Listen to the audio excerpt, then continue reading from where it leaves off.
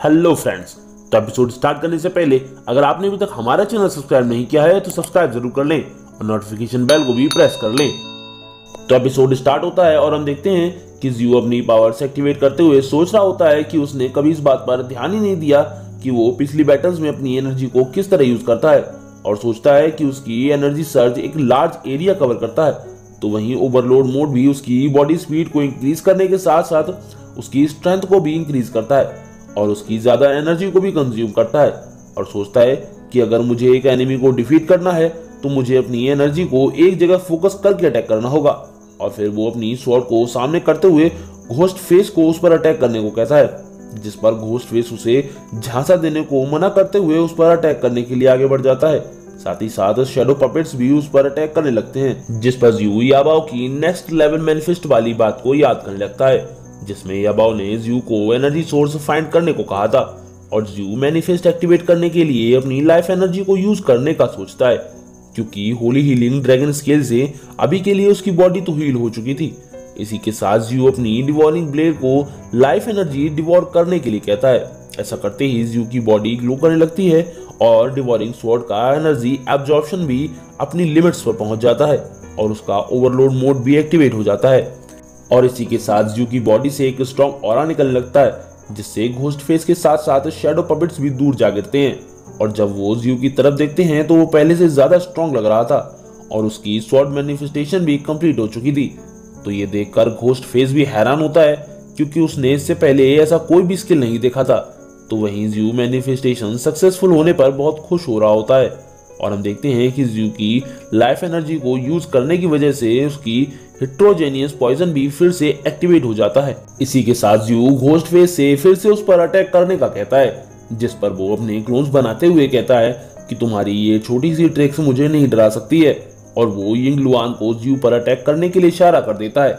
उसके इशारा करते ही शैडो पपेट्स जियो पर अटैक कर देते हैं। शैडो पपेट्स भी काफी स्ट्रांग होते हैं, बट जियो अपनी बढ़ी हुई स्पीड के साथ उन पपेट्स के सभी अटैक्स को इजीली डॉज करते हुए उन्हें डिस्ट्रॉय कर रहा था। बट इतने सारे पपेट्स को एक साथ डिफीट कर पाना जियो के लिए भी थोड़ा मुश्किल हो रहा होता है। तभी हम देखते हैं कि घोस्ट फेस भी अपने क्लोन्स के साथ जियो पर अटैक कर देता है, बट जियो उन्हें सिंगल स्लैश में ही डिस्ट्रॉय कर देता है, क्योंकि वो घोस्ट फेस के क्लोन होने की वजह से वीक होते हैं। अपने क्लोन्स को हारता देख घोस्ट फेस अपने सभी क्लोन्स को जियो पर अटैक करने के लिए भेज देता है।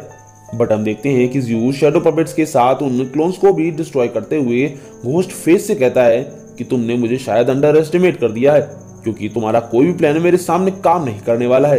जियो को अपने क्लोन्स डिस्ट्रॉय करता देख घोस्ट फेस सोचता है कि आखिर जियो की पावर्स की लिमिट है भी या नहीं। तो वहीं जियो घोस्ट फेस की तरफ आगे बढ़ते हुए कह रहा होता है कि क्या तुम इस फाइट को कंटिन्यू रखना चाहते हो, क्योंकि मुझे नहीं लगता है कि तुम्हारे पास अब इतनी इनफ एनर्जी बची होगी कि तुम और क्लोन्स बना सको।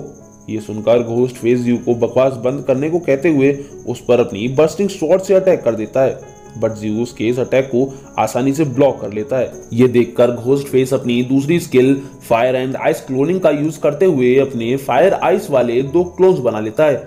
इस पर जियो कहता है कि मुझे पता था कि तुम्हारे पास एक हिडन ट्रिक जरूर होगी, बट अनफॉर्चुनेटली मेरे पास भी एक हिडन ट्रिक है। और वो एनर्जी सर्ज का एनर्जी प्रिजर्वेशन मोड एक्टिवेट करते हुए घोस्ट फेस पर स्वॉर्ड शॉट का यूज करता है। जियो के इस अटैक से घोस्ट फेस के दोनों क्लोन्स भी डिस्ट्रॉय हो जाते हैं और घोस्ट फेस के खुद को संभालने से पहले ही जियो उस पर एनर्जी स्ट्राइक का यूज करते हुए अपनी स्वॉर्ड के कई सारे क्लोन्स बना लेता है और घोस्ट फेस पर अटैक कर देता है।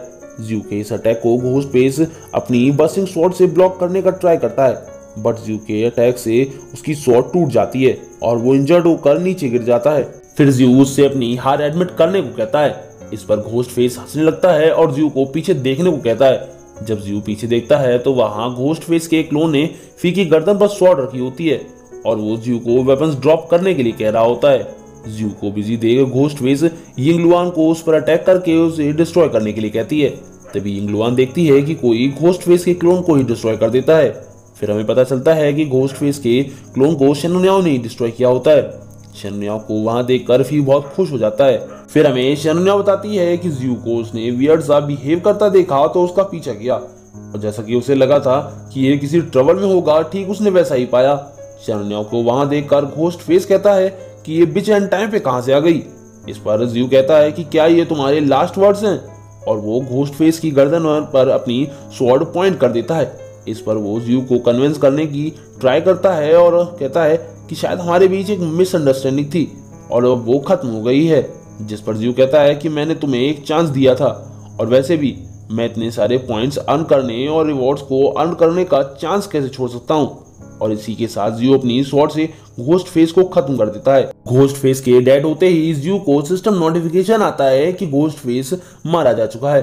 और इसी के साथ हमारा आज का ये एपिसोड यहीं खत्म होता है। वीडियो पसंद आई हो तो लाइक शेयर और कमेंट करना ना भूलें। Thanks for watching.